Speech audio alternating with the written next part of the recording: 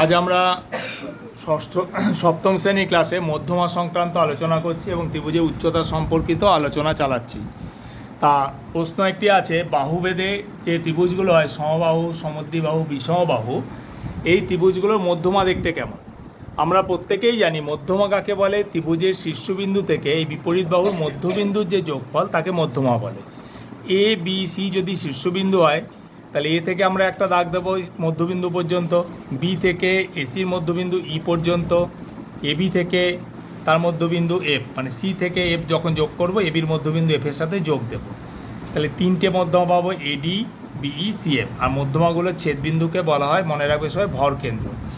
প্রত্যেকটা আঁকায় একই, খেয়াল করো প্রত্যেকটা ত্রিভুজ আঁকা একই, কিন্তু তিনবার করছি কেন? এইটা দেখো সমবাহু ত্রিভুজ, মানে তিনটে বাহু সমান। যখন আঁকবে সবাই বাহুর মাপ 5 করে নিলে প্রত্যেকটা 5, 4 করে নিলে 4, এইভাবে করো। যখন আমরা করব, মনে করো সমদ্বিবাহু ত্রিভুজ, ভূমিটার মান আলাদা হবে আর সমান বাহু এবি আর এসি, এবি এসিটা আলাদা হবে। যদি এটা 3 সেমি নাও এই দুটো 5 5 করো, এটা 4 নিলে এই দুটো 6 6 করো। নামটা পাল্টেছি পিকিউআর, তাহলে মধ্যমার নাম কি? এটা এপি, এটা সিআর, এটা বিকিউ। তাই তিনটে মধ্যমা লিখলাম। বিষমবাহু ত্রিভুজের তিনটে বাহু আলাদা আলাদা মাপ, ধরো 5 6 7 এরকম মাপ নাও, নিয়ে তিনটে মধ্যমা একই নিয়মে মধ্যবিন্দুগুলো আগে পুটকিয়ে দেবে, এরকম দিয়ে যোগ দাও, যেখানে ছেদ করবে তাকে ভর কেন্দ্র জি নাম দাও।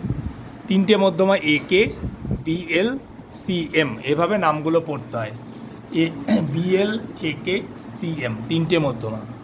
তাহলে বাহুভেদে ত্রিভুজের মধ্যমা দেখালাম। এবার আসছি কোণ ভেদে। কোণ ভেদে সূক্ষ্মকোণী ত্রিভুজ, যে ত্রিভুজের প্রত্যেকটা কোণ সূক্ষ্মকোণ, মানে 90 ডিগ্রি থেকে কম, তার মধ্যমা। আঁকার নিয়মিক কিছু না, সিম্পলি চোখের আন্দাজে মধ্যবিন্দুগুলো দাও। আর যারা স্কেল নিয়ে করছো, যে স্কেলে যদি 6 নাও, 6-এর মাঝখানে 3, 7 নিলে 7-এর মাঝখানে 3.5 যে বিন্দু, এরকম মধ্যবিন্দুগুলোতে পয়েন্ট করো। এবিসি ধরো নাম দিলে, দিয়ে সিম্পলি এই তিনটে যোগ করে দাও, হয়ে গেল মধ্যমা। কী নাম? ত্রিভুজ পি কিউ আর নাম দিয়েছি। পি কিউ আর এর প্রথমটা পিবি, তারপরটা কিউসি, এবং এদিকেরটা কী নাম? এ আর। এগুলো হচ্ছে মধ্যমা। মধ্যমাগুলো ছেদবিন্দুকে মনে রাখবে ভর কেন্দ্র বলে। ভর কেন্দ্র হচ্ছে সেই বিন্দু যেখানে সমগ্র বস্তুর ওজন ক্রিয়া করে। সমগ্র ওজন এই ত্রিভুজের এখানটাতে ক্রিয়া করে। এটা স্থূলকোণী ত্রিভুজ, বুঝতেই পারছো। একটা কোণ 180, মানে 90 ডিগ্রি থেকে বড়, আমরা ধরো মোটামুটি 120 ডিগ্রি মতো এঁকেছি। তিনটে মধ্যবিন্দু আগে পুট করো। ইসির মধ্যবিন্দু ধরো আমি এ দিলাম, ইএফের মধ্যবিন্দু ধরো এ দিলাম, ডিএফের মধ্যবিন্দু ধরো বি দিলাম, আর এটা মধ্যবিন্দু সি দিলাম। এবার স্কেল দিয়ে সুন্দর করে সবাই যোগ দেবে। যেখানে ছেদ করলো তার নাম দাও জি, জিটা ভর কেন্দ্র। ত্রিভুজ ডিইএফ এর কী নাম? একটা পেয়েছি বিই, একটা এডি, আর একটা সিএফ মধ্যমা। এবার দেখো সমকোণী ত্রিভুজ। একইভাবে সমকোণী ত্রিভুজের তিনটে মধ্যবিন্দুতে তিনটে পুটকি দেবে, দিয়ে যোগ করবে, দেখবে আঁকা একদম ঠিক হবে। মধ্যবিন্দুগুলো স্কেলের মাপ নেবে। এটা যদি 3 নাও, এটা 4 নাও, 3-এর অর্ধেক 1.5, 4-এর অর্ধেক 2, 5 হবে, 5-এর অর্ধেক 2.5, তিনটে পুটকি দিয়ে নিয়ে করবে। নাম যা খুশি দিতে পারো, আমি ইএফজি নাম দিলাম। ত্রিভুজের নাম কি আছে? এবিসি। এটা তো সমকোণী ত্রিভুজ, 90 ডিগ্রি বলে, রাইট অ্যাঙ্গেল ট্রায়াঙ্গেল। তাহলে এবিসি সমকোণী ত্রিভুজের মধ্যমার নাম কি আছে? বিই,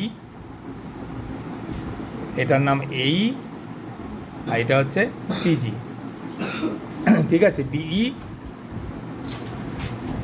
আচ্ছা এটা বিএফ হবে, বিএফ, এটা হচ্ছে এই, আর এটা হচ্ছে সিজি। ছেদ বিন্দুটা জি নাম দিলাম। এইভাবে কিন্তু প্রত্যেকে করবে। তোমরা সবাই বুঝতে পারছো তো?